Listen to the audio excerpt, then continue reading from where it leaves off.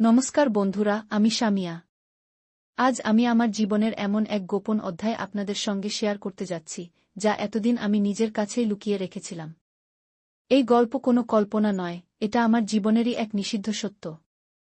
আপনারা যারা এই গল্প শুনছেন, হয়তো কেউ আমাকে বিচার করবেন, কেউ বা ঘৃণা করবেন।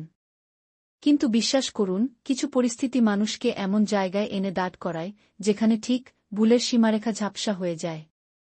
গল্প শুরু করার আগে অনুরোধ, আমাদের চ্যানেলটি সাবস্ক্রাইব করে বেল আইকনটি অন করে রাখবেন, যাতে আমার জীবনের পরবর্তী অধ্যায়টি আপনারা মিস না করেন। আমার বিয়ে হয়েছে আজ প্রায় 5 বছর। আমার স্বামীর নাম রাশেদ। মধ্যবিত্ত পরিবার, সাধারণ 10টা মেয়ের মতোই আমার সংসার। রাশেদ মানুষ হিসেবে খারাপ নয়, কিন্তু সে ভীষণ রকম কাজ পাগল। বিয়ের প্রথম 1 বছর আমাদের সম্পর্কটা সত্যিই সুন্দর ছিল। তারপর ধীরে ধীরে সব বদলে যেতে লাগল। অফিস, টার্গেট, প্রমোশন, এই সব কিছুর ভিড়ে আমি যে ওর স্ত্রী, একটা অনুভূতিসম্পন্ন মানুষ, সেটা সে প্রায় ভুলেই গেল। আমাদের সংসারে আমরা দুজন আর আমার শাশুড়ি মা।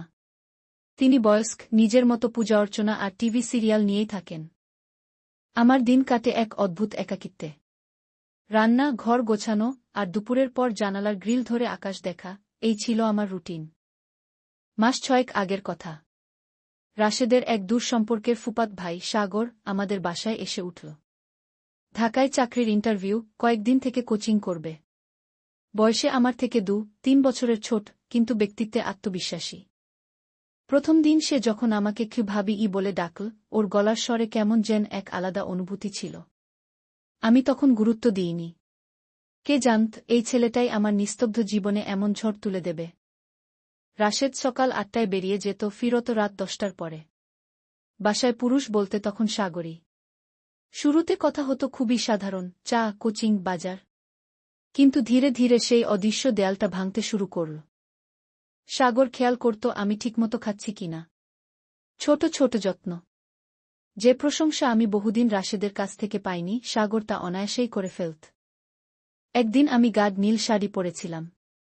রাশেদ সকালে বেরোনোর সময় ফিরেও তাকায়নি। কিন্তু দুপুরে সাগর আমাকে দেখে থমকে গিয়েছিল। খুব শান্ত গলায় বলেছিল, ভাবি, আজ আপনাকে ভীষণ সুন্দর লাগছে গু। সেই কথাটা আমার বুকের ভেতর কোথায় যেন আঘাত করেছিল। এতদিন পর কেউ আমাকে দেখেছে কি, এই অনুভূতিটাই অচেনা ছিল।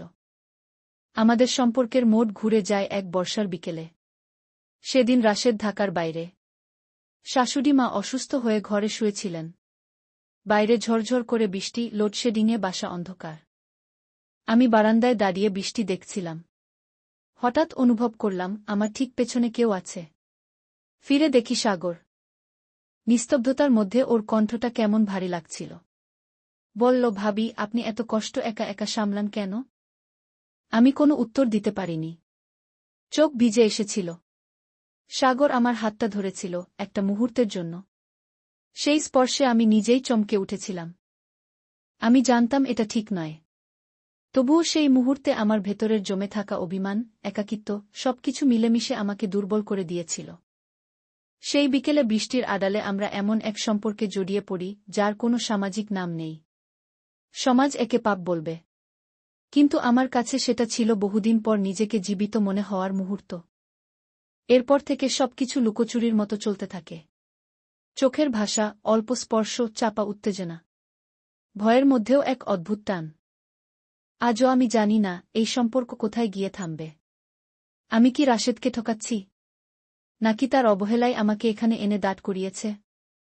প্রতিদিন আয়নার সামনে দাঁড়িয়ে নিজেকে প্রশ্ন করি, এই সম্পর্ক কি শুধু শরীরের, নাকি মনেরও? এর উত্তর আমি নিজেও জানি না। আগামী পর্বে আপনাদের বলবো সেই রাতের কথা, যেদিন শাশুড়ি মা আমাদের প্রায় ধরে ফেলেছিলেন।